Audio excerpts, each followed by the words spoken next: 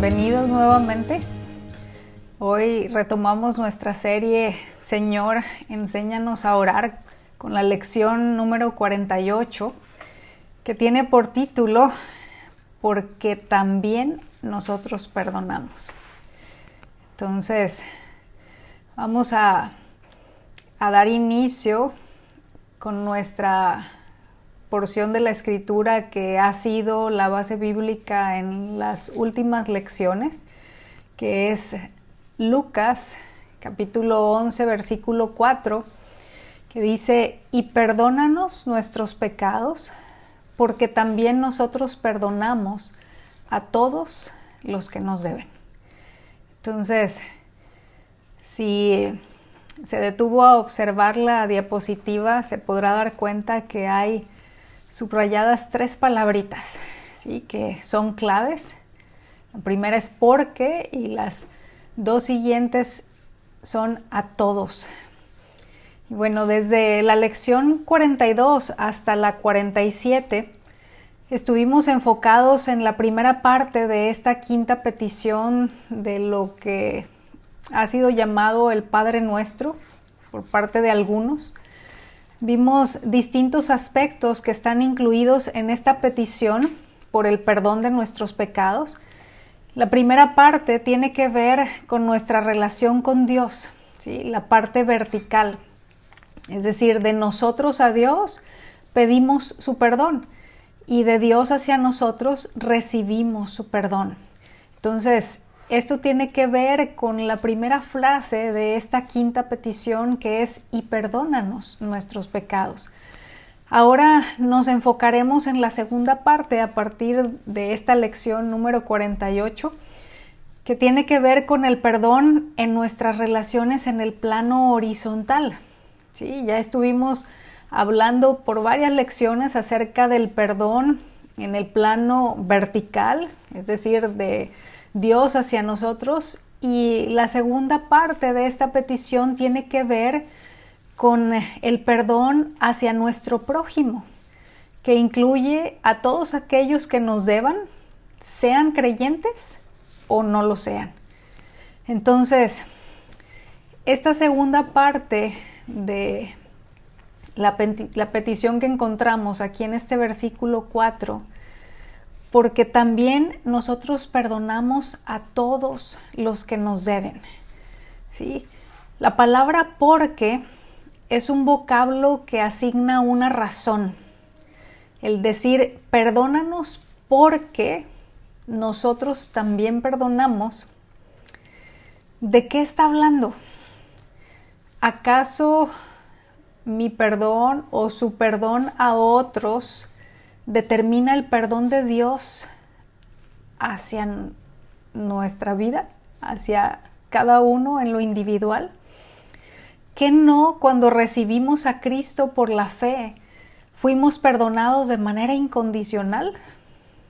Pues bueno, antes de dar respuesta a estas preguntas, vamos a hacer más grande la interrogante todavía, leyendo 2 pasajes más.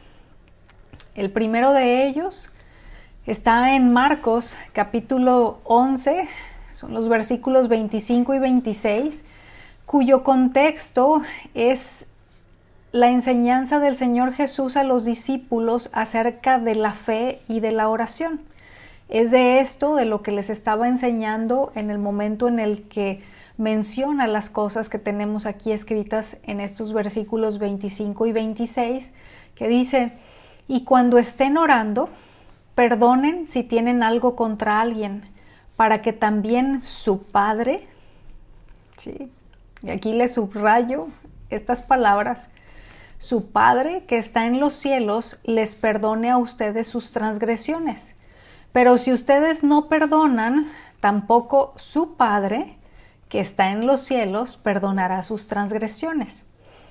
La siguiente cita está en Mateo capítulo 6 versículos 14 y 15, cuyo contexto es la enseñanza de la oración, de lo que le han llamado el Padre Nuestro, ¿sí? Es dentro de esta enseñanza a los discípulos que el Señor Jesús estaba dando que están estos versículos que encontramos aquí en pantalla. Porque si ustedes perdonan a los hombres sus transgresiones, también su Padre Celestial les perdonará a ustedes. Pero si no perdonan a los hombres, tampoco su Padre les perdonará a ustedes sus transgresiones. Y bueno, para seguir avanzando, vamos a hacer un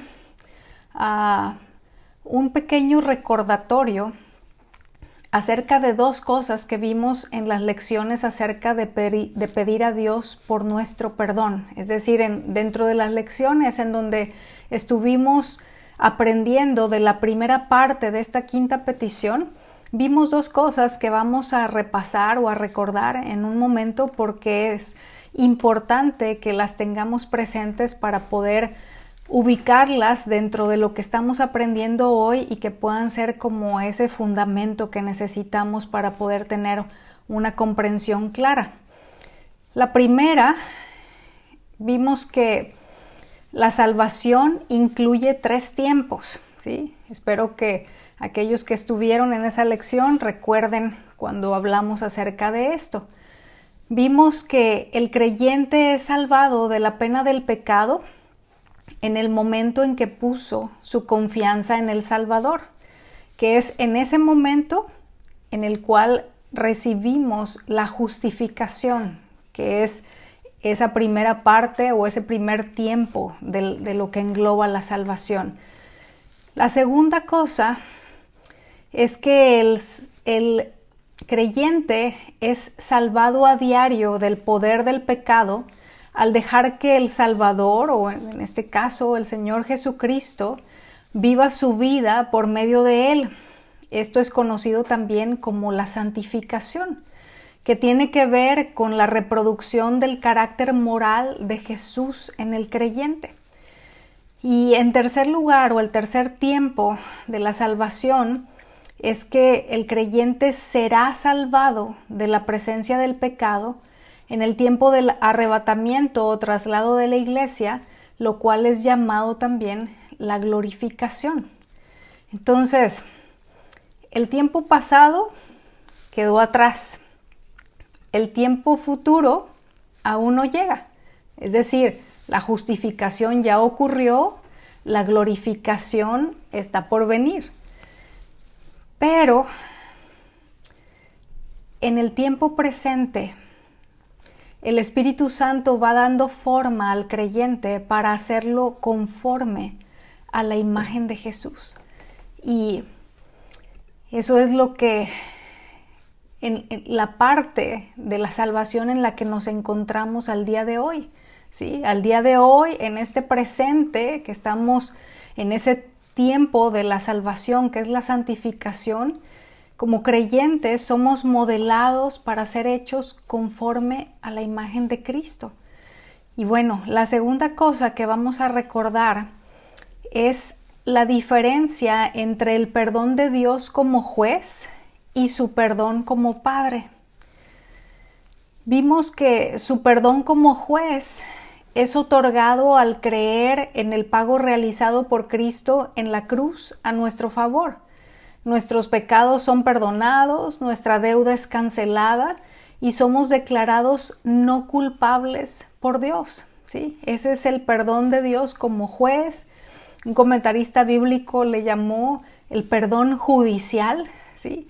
Es ese tiempo pasado de la salvación en el que recibimos la justificación, ¿sí? En el que fuimos declarados por Dios como no culpables, como justificados delante de Él.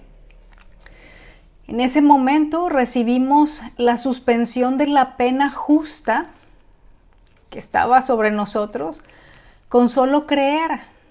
De ahí en más es un perdón incondicional. Dice la Escritura que es por gracia, es decir, de manera gratuita, no porque lo merezcamos, sino como un regalo por medio de la fe, como un regalo al que accedemos por medio de la fe en Cristo. Y recordemos que al salvarnos, Su vida es puesta en nuestro interior por su Espíritu. Y con su vida recibimos su naturaleza y somos adoptados como hijos. Y es muy importante que no pierda esto de vista, ¿sí? Es algo a lo que vamos a aludir en un momento más. Entonces, le repito que cuando somos salvados, la vida de Dios es puesta dentro de nosotros por medio de su Espíritu, y con esa vida que nos es colocada en el interior, recibimos la naturaleza de Dios y somos adoptados como hijos suyos. El perdón de Dios como Padre, por el otro lado, es el que da a sus hijos cuando oran confesando su pecado y lo abandonan, ¿sí? Abandonan ese pecado. Cuando pecamos ya como hijos, lo que perdemos es la comunión con Dios y con otros creyentes, no la salvación, hermanos, ¿sí? Cuando la Escritura dice que si perdonamos, nuestro Padre Celestial nos perdonará, y que si no perdonamos, nuestro Padre tampoco nos perdonará, se está refiriendo a su perdón como Padre, no como juez, ¿sí? Si recuerda, en ambas citas que vimos previamente, le subrayé que el Señor Jesús hace referencia a Dios como Padre, ¿sí? Está hablando acerca de ese perdón que Dios da como Padre. Este perdón tiene como resultado la restauración de la comunión con Dios y con la familia de Dios. No tiene nada que ver con la pena del pecado. Cuando Jesús enseñó la necesidad de perdonar para ser perdonados, no tiene que ver con la justificación, sino con la santificación. Dicho de otra manera, no tiene que ver con que debemos perdonar a otros para poder recibir el perdón de Dios de la deuda con Él por nuestros pecados, sino con el hecho de ser dóciles a la instrucción del Señor para que el Espíritu Santo no sea contristado y continúe modelando al creyente conforme a la imagen de Cristo, ¿sí?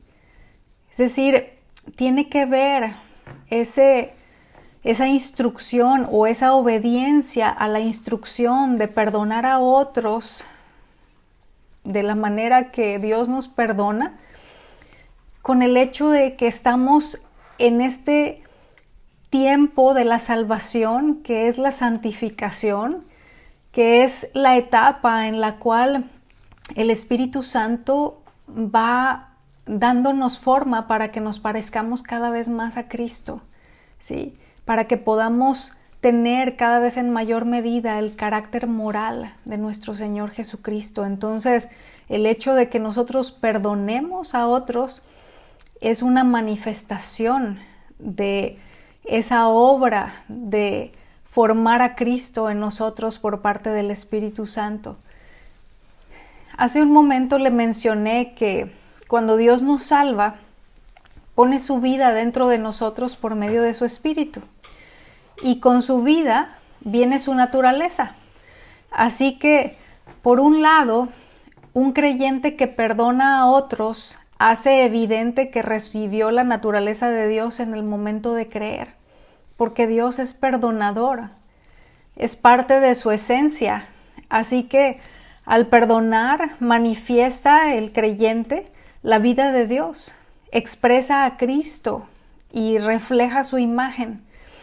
No es que una persona que se rehúsa a perdonar pierda la salvación, sino que puede estar evidenciando que en realidad no ha creído, que no fue salvado, que nunca nació de nuevo y por tanto la naturaleza perdonadora de Dios no está en él o en ella. Por el otro lado, para el que es verdadero creyente, lo que experimentará en tanto que no perdone, no será pérdida de salvación, sino de comunión con Dios. Porque la falta de perdón, hermanos, es pecado, debido a que es una orden de Dios que perdonemos y no una sugerencia. ¿Sí? Es como si Dios nos dijera: tienes mi vida en ti exprésala.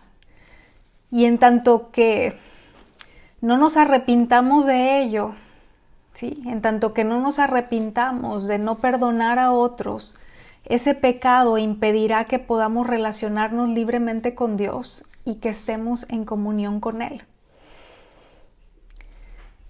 El escritor Samuel Pérez Millos escribió lo siguiente: el que no es capaz de perdonar y pide ser perdonado es un hipócrita que no puede ser restaurado a la comunión con Dios por pecado sin confesar.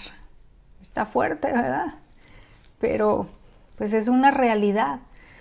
Como Padre, Dios no puede perdonarnos cuando nosotros no queremos perdonarnos unos a otros. Nuestro Padre Celestial no está bien con el hecho de que sus hijos no perdonen a otros.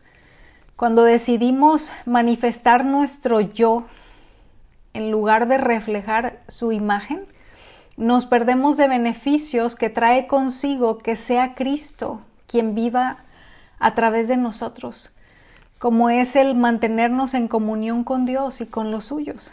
Estos son parte de los muchos beneficios, de las muchas bendiciones que recibimos al estar en comunión con el Señor, al ser obedientes a lo que Él nos indica. Entonces, cuando decidimos expresar nuestra naturaleza carnal en lugar de la vida suya, pues nos perdemos de esa comunión con Él y también con la familia de la fe, con nuestros hermanos que están en comunión con Dios.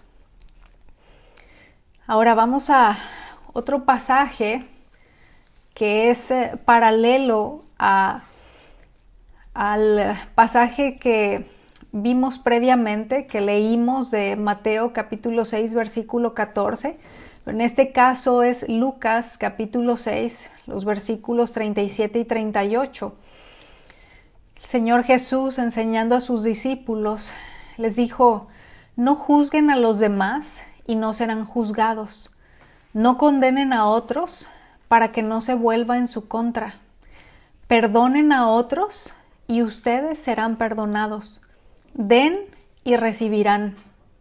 Lo que den a otros les será devuelto por completo, apretado, sacudido para que haya lugar para más, desbordante y derramado sobre el regazo.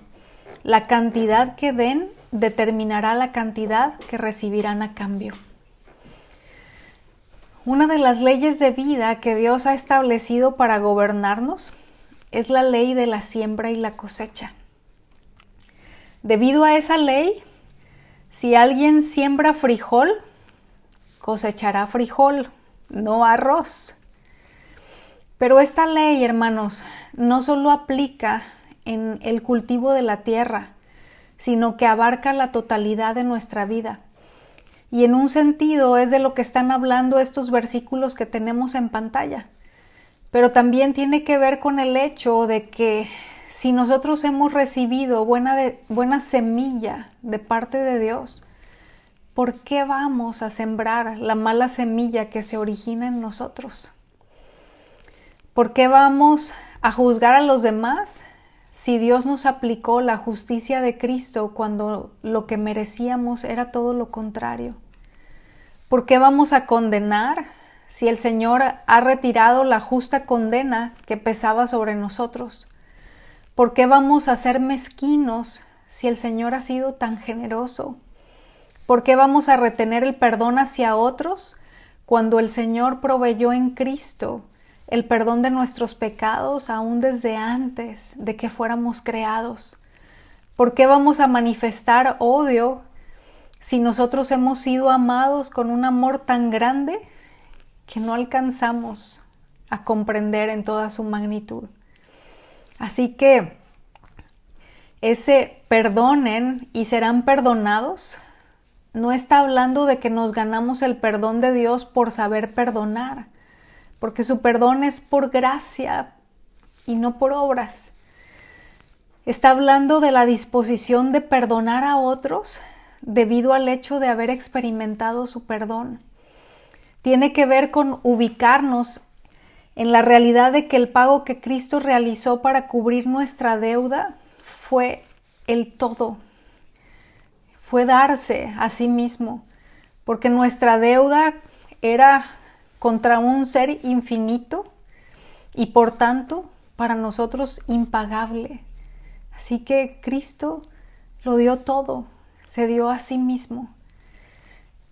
Y quizás nos hayamos hecho la siguiente pregunta en algún momento. ¿Existe un límite para el perdón al prójimo? Pues la Escritura enseña que el apóstol Pedro se acercó al Señor Jesús para preguntarle acerca de esto. Y le hizo esa pregunta cuando el Señor había terminado de enseñarles los pasos a seguir para la reconciliación entre un hermano que ha sido ofendido y el ofensor. Vamos a leerlo en Mateo capítulo 18, a partir del versículo 21. Entonces, acercándose Pedro, preguntó a Jesús: Señor, ¿cuántas veces pecará mi hermano contra mí que yo haya de perdonarlo? ¿Hasta 7 veces? Jesús le contestó: no te digo hasta 7 veces, sino hasta 70 veces 7. Debido a que la iglesia está compuesta por personas imperfectas, es inevitable que haya ofensas personales y es esencial que conozcamos los pasos a seguir, pero no solo que los conozcamos, hermanos, es esencial que los sigamos. A lo largo de los años que tengo como creyente, he visto que en la mayoría de las experiencias de este tipo que se tienen como hermanos en la fe, no se obedece esta instrucción del Señor. Y meditando al respecto, yo pensaba en qué sería de una iglesia local en donde sus miembros atiendan esta instrucción, que seguramente sería una iglesia que se movería en el poder del Espíritu tremendamente, hermanos. Porque una de las razones por las cuales hay enfriamiento y las oraciones no son respondidas por el Señor es debido precisamente a la falta de perdón. Vamos ahora al versículo 23, continuamos aquí en este mismo pasaje.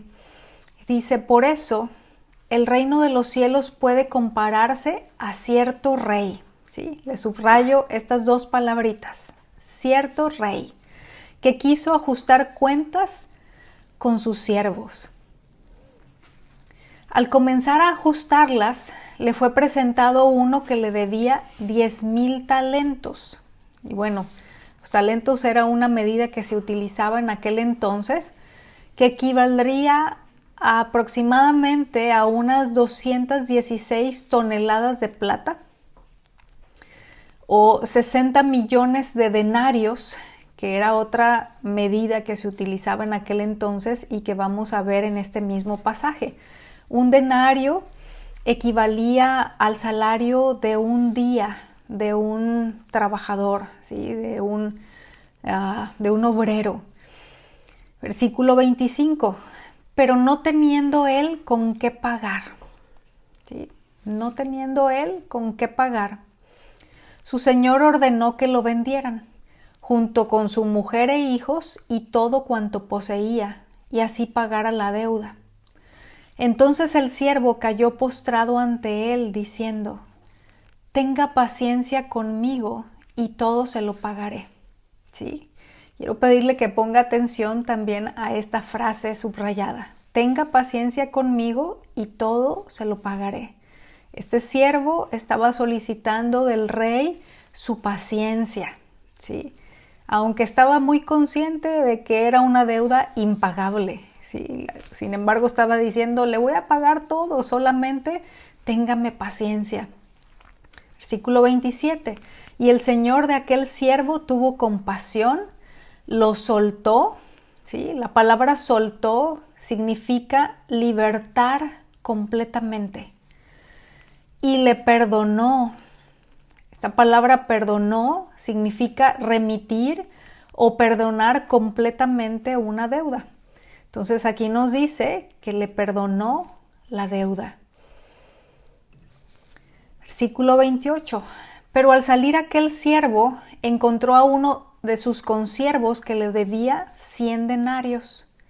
Y echándole mano, lo ahogaba, diciendo: paga lo que me debes.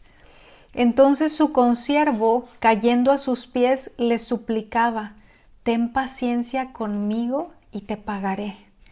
Quiero que observe que el consiervo le pidió lo mismo a este compañero de trabajo suyo que lo que el siervo le pidió previamente al rey. ¿Sí? Paciencia, ten paciencia. Entonces, la petición fue la misma, solamente que en el caso del consiervo se trataba de una deuda pagable. Se trataba de una deuda extremadamente menor que la que tenía el siervo para con el rey. Versículo 30. Sin embargo, él no quiso, sino que fue y lo echó en la cárcel hasta que pagara lo que debía. Aquí le subrayo esta última frase: hasta que pagara lo que debía. Hermanos, pensar que una persona que nos ha lastimado no merece el perdón de Dios y querer que sufra por sus errores o pecados, que lo alcancen las consecuencias de lo que ha hecho y que Dios le ponga la mano encima por aquello con lo que nos lastimó, con lo que nos ofendió, por esa deuda que tiene para con nosotros, es algo muy de la naturaleza caída, no del nuevo hombre, ¿sí? El nuevo hombre que la Escritura dice que ha sido creado para manifestar la naturaleza de Dios. Versículo 31. Así que cuando sus consiervos vieron lo que había pasado, se entristecieron mucho. Y fueron y contaron a su señor todo lo que había sucedido. Entonces, llamando al siervo, su señor le dijo: siervo malvado. La palabra malvado significa malo, ¿sí? Malo en extremo. ¿Por qué razón? Pues porque en lugar de expresar la virtud del perdón que su señor le había modelado, le había ejemplificado, lo que expresó fue una falta de gratitud hacia su señor, hacia el rey, y también una falta de amor y de consideración hacia su consiervo. Continuamos leyendo. Te perdoné toda aquella deuda porque me suplicaste. ¿No deberías tú también haberte compadecido de tu consiervo, así como yo me compadecí de ti? Y enfurecido su señor, lo entregó a los verdugos hasta que pagara todo lo que le debía. Aquí nuevamente le subrayé esta frase porque es la misma que nos menciona en versículos atrás acerca de lo que este siervo hizo con su consiervo, ¿sí? Lo metió en la cárcel hasta que pagara todo lo que le debía, pues fue lo mismo que recibió, ¿sí? Lo mismo que hizo a su compañero, lo mismo que hizo en el plano horizontal hacia su igual, fue lo que recibió posteriormente de aquel que era su superior. Y versículo 35. Así también mi Padre Celestial hará con ustedes si no perdonan de corazón cada uno a su hermano. Hemos visto que la deuda de nuestro pecado es impagable porque es contra un ser infinito y por tanto se constituye en una deuda de tamaño infinito también. La justicia de Dios demanda ser satisfecha. ¿De qué estamos hablando con esto? Que al decir que la justicia de Dios demanda ser satisfecha, nos referimos a que se dé a cada quien el pago que le corresponde. ¿Sí? Dios es justo y Dios busca, por esa justicia que le caracteriza, que se dé a cada quien el pago correspondiente, ni más ni menos. Pero con la satisfacción de la justicia pasa lo contrario, hermanos, que con nuestro pecado. En el caso de la satisfacción de la justicia, no se mide por el que la recibe, sino por el que la da. Puesto que el que satisface la justicia entrega para ello su dinero o su prestigio, hablando en el ámbito de lo natural o de lo terrenal, que son como un don de su propia persona. Es decir, cuando alguien entrega en lo natural, en lo terrenal, para que sea satisfecha la justicia, para que se dé el pago correspondiente, ¿sí? Su dinero, sus recursos o su prestigio, está dando de sí mismo. Entonces, es por esto que un regalo de parte del Rey, que es a quien el Señor Jesús usó como personaje central dentro de la parábola que leímos, se estima mucho más que el hecho de que el regalo haya procedido de una persona de inferior clase. ¿Sí? ¿Por qué razón? Porque la satisfacción de la justicia no se mide por el que la recibe, sino por el que la da. Y en este caso, la satisfacción de la justicia de Dios fue por medio de Cristo. ¿Sí? Así que ese don, ese regalo debe de estimarse muchísimo más por proceder de quien vino. Vamos a ver a continuación el significado de la palabra perdonar en nuestro idioma, en el castellano. Es una palabra que está compuesta por el prefijo per, que dentro de su significado más sencillo es para, y de la palabra donare, que significa regalar. Aquí le puse la palabra en el inglés para perdonar, para perdón, que es forgiveness, que es muy claro, ¿verdad? El significado literal es para dar o para regalar. Ahora, ese prefijo per, además de indicar para, también indica la acción completa y total, ¿sí? Es continuar o persistir en una acción hasta el fin, a través o a pesar de los obstáculos. Significa completa dádiva o generosidad por parte del que perdona. Así resulta que el significado de perdonar es seguir dando o no dejar de dar. En el caso del griego, ¿sí? Dentro de las palabras que se utilizan en el Nuevo Testamento para traducirlas como perdón o perdonar, hay un vocablo que es el vocablo aphesis, que significa despido o liberación, ¿sí? Así como veíamos en la parábola que leímos previamente, ¿no? Esa libertad total.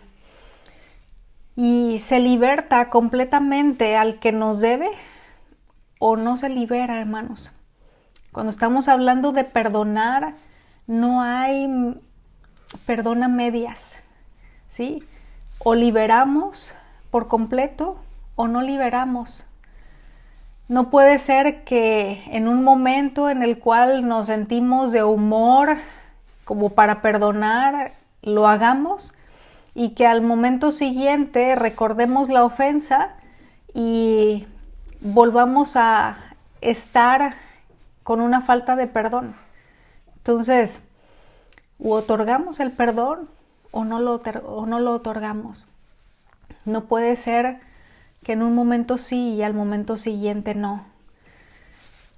Colosenses capítulo 3, versículo 12, nos dice: entonces, ustedes como escogidos de Dios, santos y amados, revístanse de tierna compasión, bondad, humildad, mansedumbre y paciencia, soportándose unos a otros y perdonándose unos a otros si alguien tiene queja contra otro.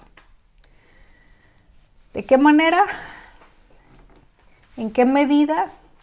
¿Cuál es nuestro ejemplo a seguir? Como Cristo los perdonó, así también háganlo ustedes. Así que, hermanos, en conclusión, la segunda parte del capítulo 4 de Efesios, en el versículo 32, dice: perdónense unos a otros, tal como Dios los ha perdonado a ustedes por medio de Cristo. Se dice que el rey de Francia, Luis el XII, tenía muchos enemigos antes de ascender al trono. Cuando fue hecho rey, mandó que se hiciera una lista de sus perseguidores y marcó enfrente de cada nombre una gran cruz negra.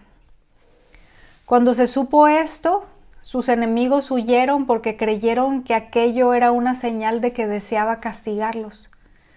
Pero el rey, sabiendo de sus temores, mandó que los llamaran asegurándoles el perdón, y dijo que había puesto una cruz junto a cada nombre para acordarse de la cruz de Cristo y esforzarse en seguir el ejemplo de aquel que oró por sus asesinos, exclamando: Padre, perdónalos, porque no saben lo que hacen. Así que hemos visto el día de hoy dos principios espirituales. El primero es que el perdón horizontal, es decir, el perdón a otros, el perdón a nuestro prójimo, debe ser el resultado natural de que hemos experimentado el perdón vertical, es decir, el perdón de Dios. Y qué importante, hermanos, es que podamos tener claro que la oración hecha sin perdonar es una oración que no recibirá respuesta. ¿Sí? Es una oración que tiene estorbo. En segundo lugar, vimos que no existe límite para el perdón. La expresión 70 veces 7 que el Señor Jesús le dijo a Pedro no es una referencia al perdón 490 ocasiones hacia una persona. Es una manera de expresar que no debemos llevar la cuenta. Es una manera de expresar que no hay un límite para el perdón. Y algunas preguntas para reflexionar.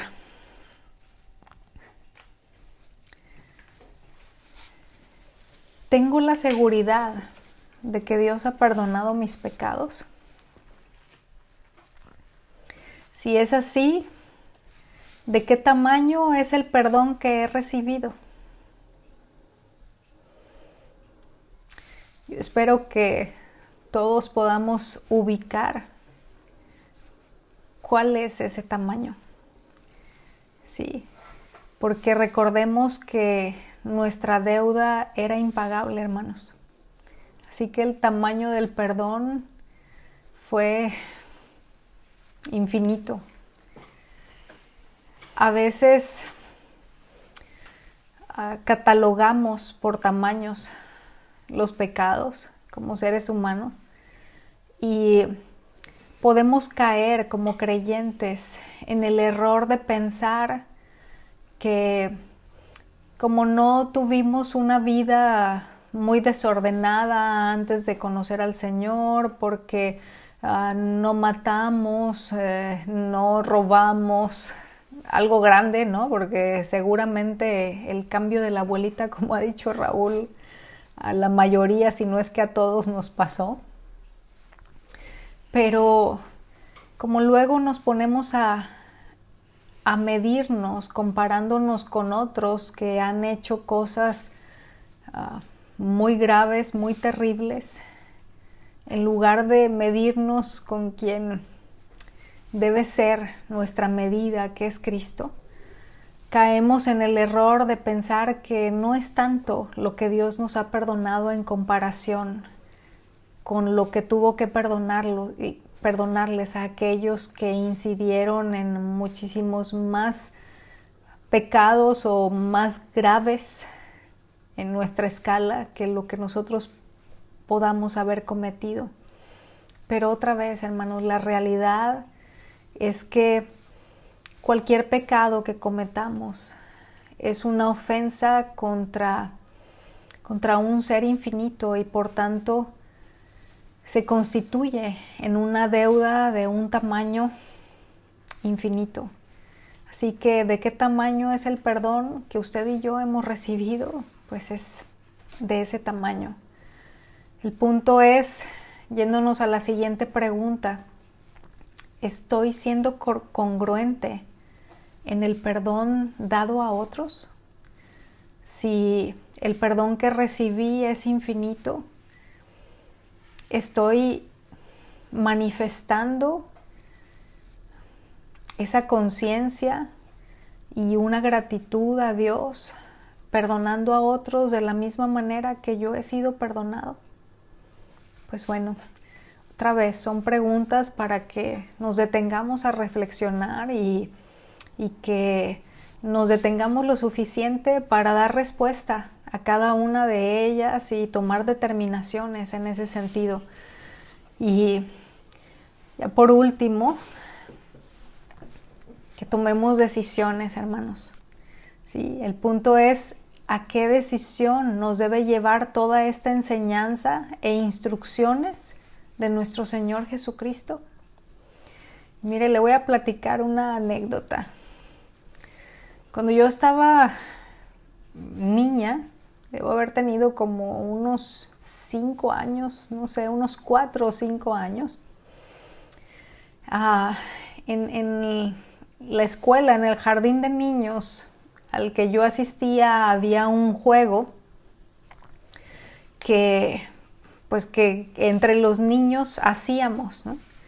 Entonces, de repente era llegar con alguno de los niños que eran nuestros compañeritos ahí en la escuela, en el salón de clases, y entonces poníamos, yo espero que se alcance a ver, poníamos la mano con estos 2 dedos de esa manera, ¿sí? Y entonces le decíamos al compañerito, ¿verdad? Córtalas. Y eso significaba, o sea, al cortarla, el otro niño, al hacer esto, eso significaba que había como una ruptura en la relación. Entonces un día llegué yo a casa de mis abuelitos y fui con él, con mi abuelito, y le dije, córtalas, abuelito, ya no somos ni parientes ni amigos. Pues obviamente era un juego de niños y pues mi abuelito soltó la risa, ¿verdad? Y fue algo de lo que se acordó el resto de su vida, quedó grabado en su memoria. Pero se lo digo como algo chusco, ¿sí? Pero que puede reflejar nuestra manera de conducirnos muchas veces hacia otros, hacia nuestro prójimo, hacia otros creyentes, hacia nuestros hermanos en la fe, hacia miembros de nuestra familia, A lo mejor no llegamos con los dedos enlazados de esa forma, ni decimos algo como lo que acabo de mencionar, pero la realidad, hermanos, es que a lo largo del tiempo que tengo como creyente, que son más de 35 años, he visto que este mandato del Señor es de los menos obedecidos. Así que no es de extrañar que esa iglesia que el Señor Jesús compró a precio de su sangre no esté reflejando a aquel que nos adquirió para anunciar sus virtudes, entre las cuales está aquella que es esencial como punto de contacto con Él, que es el hecho de que Él es perdonador. Necesitamos arrepentirnos y determinar en nuestro corazón que ya no sea nuestro orgullo e inmadurez lo que nos definan, sino la vida suya. Que nuestro yo mengue y que Él crezca, que expresemos a Cristo. Así que, hermanos, pues este es el desafío, este es el llamado, es la instrucción que hemos recibido de parte del Señor. Y bueno, pues su deseo es que obedezcamos. Así que oremos. Señor, te damos gracias por toda tu obra a nuestro favor, que es tan vasta, tan amplia. Agradecemos, Señor, por esa obra tuya, por el perdón que nos ofreces, por la libertad de la culpa, de la condenación y tantas cosas, Señor, que has realizado a nuestro favor en el momento de salvarnos. Señor, queremos pedirte, queremos suplicarte que tu Espíritu Santo lleve tu instrucción a lo más profundo de nuestro ser y forme convicciones sólidas para caminar en ello. Que seamos la iglesia que quieres que seamos y te honremos con esa obediencia. En Cristo Jesús. Amén.